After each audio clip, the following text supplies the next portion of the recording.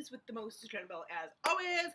So I finally got around to seeing a movie today that is still in theaters. Yes, I know, that's a rarity for me. But no, I finally went and checked out A Quiet Place with one of the girls from work. So there's been a lot of buzz about this movie. There really has. A lot of people have been really praising it. Really, like, making a lot of money basically over in the theaters right now. And honestly, pretty worth the hype. Pretty worth the hype. I certainly was enjoyed. I was certainly enjoyed. I was certainly entertained. I enjoyed it. I really did like the movie. I thought it was really well done. I like the whole concept of, like, they can't make any noises or anything, and the whole, like, using sign language and everything to communicate and everything, and then also having a deaf character, so it's like just all of that stuff that kind of like ties into the movie and everything. It was good. It was good. Like, I was a little hesitant because, I mean, a lot of people, like I said, a lot of people have been praising this. A lot of people have been hyping it up. You guys know me sometimes that makes me a little bit nervous because I feel like, okay, lots and lots of hype, I'll go see it, and then I'm a little disappointed. Not so much with this one. I really did enjoy it.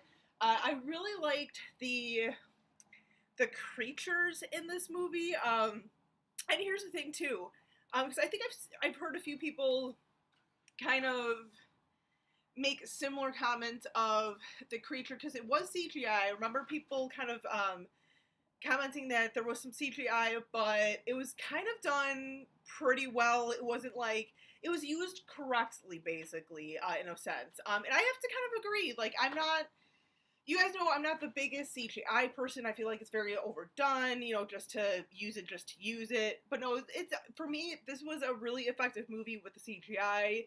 I mean, it would have been nice to have seen this maybe done as a practical effect, but considering that there's quite a few of these things or whatever, at least a few of them, of these creatures and everything, I can see why it was, like, easier and more cost effective to do its CGI and everything. But no, I thought it was a really good design. I really enjoyed the sort of way that, like, the head would sort of open up as sort of like the mouth, and sort of as the way to hear and everything, almost like its entire head is like its ears and everything. I really kind of like that. Just a really good design. Like I said, really good story. I like the story. I like the concept and everything. The only thing, though, that I'm a little worried about, because like I said, a lot of hype. I feel like it did live up to most of the hype and everything. The only thing that kind of concerns me is its longevity. That's the only thing that I kind of, like, worry about, because I could see this movie going one of two ways. Being that movie that makes lots and lots of money, and, I don't want to say necessarily classic, but definitely has a pretty good reputation and everything.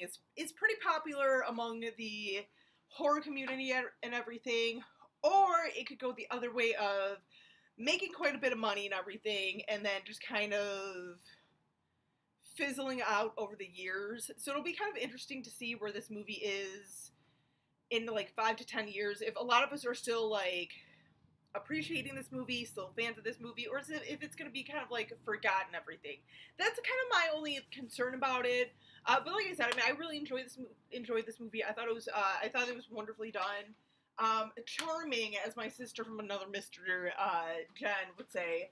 No, but it was really good, and I even, at the end of the movie, I even was kind of making a comment to the girl Jory that I went with of, I can't quite put my finger on it, but I feel like this had a couple of, like, inspirations it drew from, and like I said, I couldn't really put my finger on any sort of, like, the inspirations. And one of the movies that she really kind of brought up, and I totally have to agree, is the first Cloverfield. Like, it definitely had a little bit of that vibe, especially with, like, the monsters and everything. Plus, too, I don't know, I thought, once again, the monsters in this movie, kind of coming back to the monsters, were really well done. And this is, like, a little crazy notion because I've been kind of thinking about this movie and Cloverfield since I got back from the movie theater. I honestly, and this sounds like a crazy, crazy thought. I know I'm not trying to be anything like profound or anything, but I kind of would have made more sense to me, or I could have kind of seen this movie as sort of a Cloverfield installment, especially considering the Paradox one. Like, I gotta rewatch that one. I really gotta watch the Cloverfield movies again and just really kind of give them another chance, especially Paradox. But I really kind of could have seen this one as part of that universe. What do you guys think? I know it sounds really crazy. I know, just one of those crazy ideas that kind of was jumbling around in my head. Let me know what you guys think on that. Cloverfield universe. I don't know. Maybe a little ancestor to the Cloverfield monster. I don't know. But no, I really like this movie. Really good overall. Like I said, solid story to me. I like the concept.